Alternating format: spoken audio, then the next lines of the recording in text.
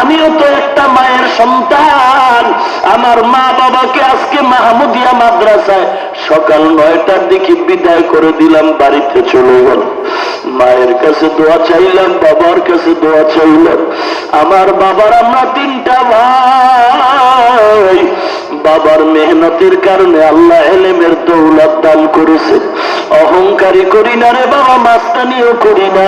আল্লাহ ওয়ালাদের জুতা টাইনে টাইনে চেয়ারে বসছি রে ভাই। অহংকারী করি না, মাস্তানিও করি না রে ভাই।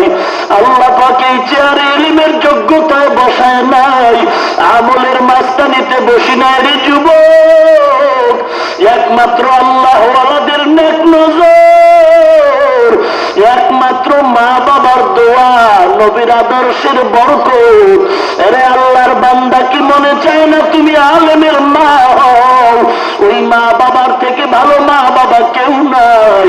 যেই মা বাবার সন্তান কোরআনের হাফেজ হয়ে গেল, ওই মা বাবার থেকে ভালো মা বাবা কেউ নাই।